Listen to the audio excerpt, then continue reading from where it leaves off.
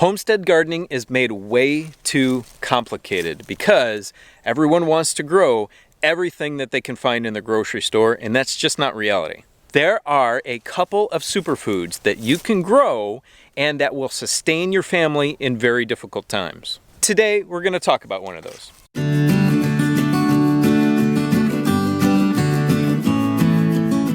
And that is the humble sweet potato. If you didn't already know, sweet potatoes are actually classified as a superfood. And that's because this humble little root vegetable is very high in beta carotene, or vitamin A, which is great in reducing free radicals in your body. It's also got a decent amount of vitamin C, and it's super high in fiber. And that fiber really helps keep your gut healthy. Everybody knows the gut-brain connection, and having a healthy gut is really, really important. And it's really important for keeping your immune system high and keeping that sickness away. So we did a video on how to plant sweet potatoes in the spring. You can check it out right here. In that video, we were utilizing a new method that we actually learned by watching Deep South Homestead. So thank you, Danny. And the results so far are unbelievable. So since the sweet potato has a lot of what your body needs and it's classified as a superfood, I highly recommend you growing it on your homestead, because in really difficult times, this humble root vegetable can help sustain your family with a lot of nutrition, and it fills you up. So if you just grew sweet potatoes and a few other things in your garden, your family could be set in a survival situation because of the nutrition that these things give you. So do not overcomplicate your garden with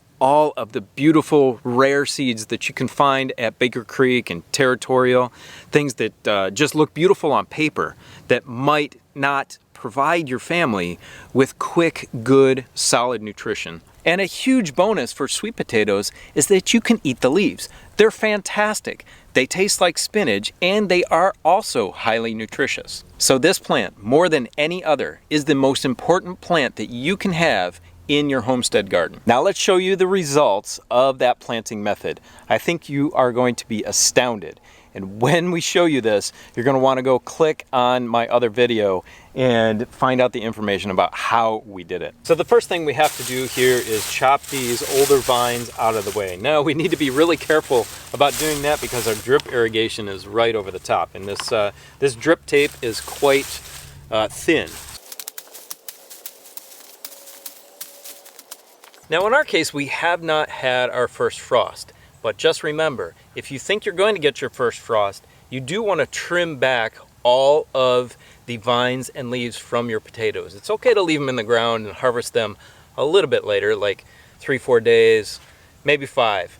But if you leave the vines on them, then if those vines are killed off by frost, you can invite disease to actually go down into your potatoes. So if you think that first frost is coming, it's good to just chop them back, leave potatoes in the ground if you can't get to them, and then get to them quickly after that.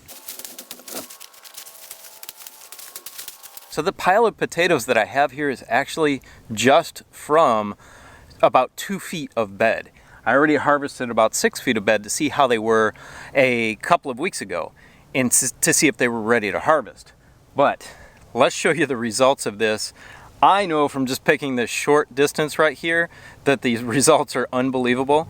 So I'm gonna dig out the next one and show you what we get. Now I don't normally use a digging fork, only if the ground is a little bit hard. So we're blessed that our soil is very soft right now. And so I'm not gonna use this, I'm gonna use my hands because you don't really wanna stab the sweet potatoes too much. But if you come into a difficult spot, use the digging fork. So this is the next position where I planted one of our slips last year, and you can see already there's potatoes coming out from the top. But let's see how much we've got under the soil.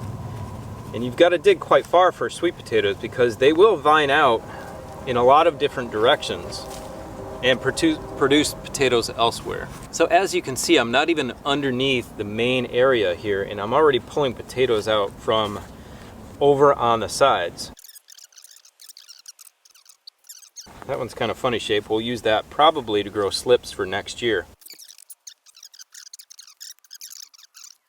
So Sometimes you even have to go out here in the aisle too, because they will grow under the ground between your rows, between your mounded rows. There's another one right there out in the aisle.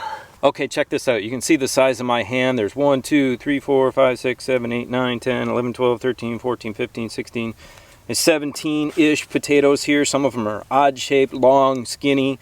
That's probably your best sweet potato shape right there for a meal. But things like this that are kind of long and skinny, that have maybe an inch wide of a base on them, you can use these, you can save these until next year and use them for your slips. I only found this. See, look. Big mama, big mama. You gotta get down there. Wow. Big mama. That's more like Big Daddy. Big Daddy, eh? Yeah. Look over here. See, Look, they go. The Oh, bugs these are can just the eat vines. this. Dad, the bugs can eat this. Can they? Yeah. Okay. There's more down here. Yeah. Look, look. Ooh. Over here too. Oh, look at this thing. Yeah. Yeah, but that's okay. Dig around the edges. That's sweet. So this thing that's so amazing about sweet potatoes as compared to regular potatoes, and we already know the nutrition value of these is way higher than regular potatoes, and they have the exact same carbohydrate content per pound, is that you can store these for about 5 times longer than a regular potato. Regular white Irish potatoes don't keep for very long at all unless they're in a super perfect condition, down in a root cellar, at the perfect temperature and humidity. So I have kept sweet potatoes in my house in a normal humidity range at about 74 degrees, which is what I keep my house at, for at least 8 or 9 months. No need to put them in the root cellar, but if you did, they'd probably keep longer. And I get slips from the ones that we don't eat, the smaller ones like that. Just keep them in a bucket. They have produced the next year. So it is really easy to propagate sweet potatoes. It's really easy to save sweet potatoes. It's really easy to get a high amount of nutrition out of sweet potatoes. So whatever you do, whatever you plant in your garden, just plant this one thing. So when everything's said and done, if everything grew the exact same, I should get about 450 pounds of sweet potatoes from this little area of the garden that's 10 feet wide and 30 feet long. That will feed a lot of people. Well, I better get going. I have a lot of digging to do today. If you have any questions, leave them for me in the comments section below. Have a great day. We'll see you next time. Bye.